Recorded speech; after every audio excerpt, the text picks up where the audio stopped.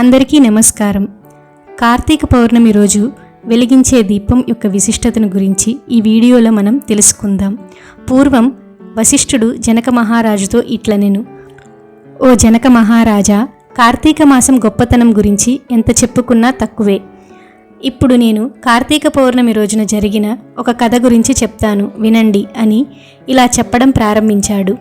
ఈ మాసమున హరినామ సంకీర్తనలు వినడం, చేయడం, శివకేశవుల వద్ద దీపారాధన చేయడం, పురాణాలు చదవటం లేక వినడం, సాయంకాలం దేవతా దర్శనం చేయడం, ఇలా వీటిలో ఏవీ చేయలేని వారు కాలసూత్రమనేది నరకమును బడి కొట్టుమిట్టాడుదురు.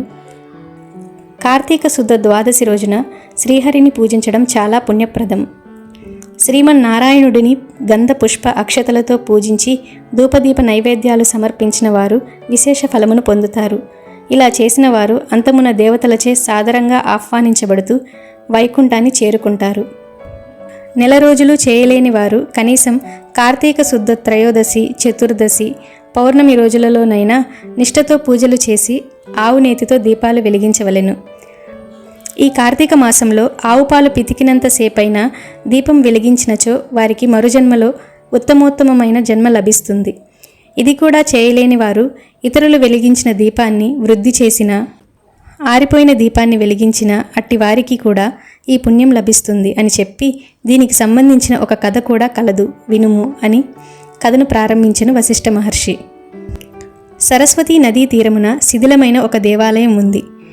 కర్మనిష్ఠుడనే దయార్థ హృదయం కలిగి ఉన్న ఒక యోగి ఆ దేవాలయానికి వచ్చి కార్తీక మాసం అంతా అక్కడే గడిపి పురాణ పఠనం చేయాలి అని కోరిక కలిగిన వాడై ఆ పాడుబడి ఉన్న దేవాలయాన్ని శుభ్రంగా ఊడ్చి నీళ్లతో కడిగి బొట్టు పెట్టి పక్క గ్రామానికి వెళ్ళి ప్రమిదలు తెచ్చుకుని దూదితో ఒత్తులను చేసి 12 దీపాలను వెలిగించి ఆ స్వామిని నిష్ఠతో పూజించెను.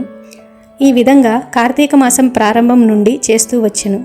అలా ఒక రోజున ఒక మూషికం ఆ ఆలయంలోకి ప్రవేశించి చుట్టుపక్కల తినడానికి ఏమైనా దొరుకుతుందేమో అని వెతికి అక్కడ ఆరిపోయి ఉన్న ఒక ఒత్తిని చూసి అది మంచి నేతి వాసన వస్తుండడంతో అది తినాలని కోరిక కలగటంతో దానిని నోటి కరచుకొని పక్కనున్న దీపం వద్ద ఆగెను.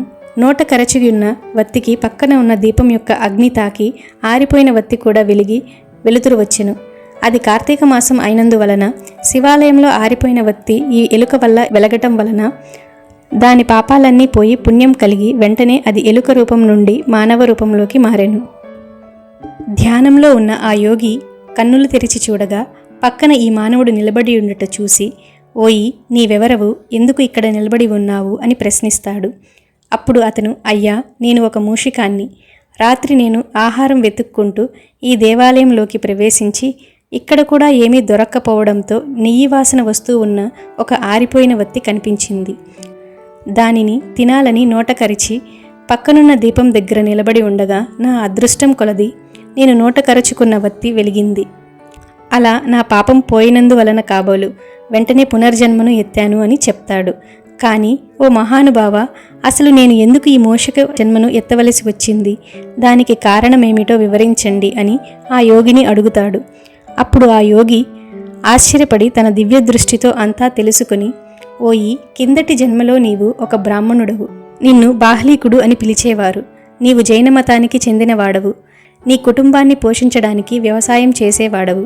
నీకు ధనాశ ఎక్కువయ్యి దేవపూజలు నిత్యకర్మలు మరిచి నీచులతో సావాసం చేసి నిషిద్ధ అన్నం తినుచు మంచివారిని యోగ్యులను దూషిస్తూ పరుల చెంత స్వార్థచింత కలవాడవై అమ్మాయిలను అమ్మే వృత్తి చేస్తూ అలా వచ్చిన ధనాన్ని కూడబెట్టి సమస్త వస్తువులను తినుబండారాలను చాలా చౌకగా కొని తిరిగి వాటిని ఎక్కువ ధరలకు అమ్మి అలా వచ్చిన ధనాన్ని నీవు అనుభవించకుండా ఇతరులకు ఇవ్వకుండా ఆ ధనాన్ని భూస్థాపితం చేసి పిసినారిలాగా జీవించావు. మరణించిన తర్వాత ఎలుక జన్మను ఎత్తి పూర్వజన్మ పాపాన్ని అనుభవిస్తున్నావు. ఇప్పుడు భగవంతుని దగ్గర ఆరిపోయిన దీపాన్ని వెలిగించి పుణ్యాత్ముడవు అయ్యావు. దానివల్లే నీకు తిరిగి పూర్వజన్మ ప్రాప్తించింది. అందువల్ల నీవు నీ గ్రామానికి వెళ్ళి నీ పెరటి యందు పాతిపెట్టి ఉన్న ధనమును తవ్వి ఆ ధనాన్ని దాన ధర్మాలు చేసి భగవంతుని ప్రార్థించుకొని మోక్షం పొందు అని అతడికి ఉపదేశించెను. కార్తీక మాసం పౌర్ణమి రోజున ఈ కథ విన్నవారు, చదివినవారు పూర్వజన్మలో తాము చేసిన పాపాలను పోగొట్టుకొని ఉత్తములుగా జీవిస్తారని జనక మహారాజుకు వశిష్ఠముని చెప్పెను. ఈ వీడియో గనక మీకు నచ్చినట్లయితే ఈ ఛానల్ను తప్పకుండా సబ్స్క్రైబ్ చేసుకుంటారని ఆశిస్తున్నాను. Thanks for watching. Please like, share and subscribe to this channel.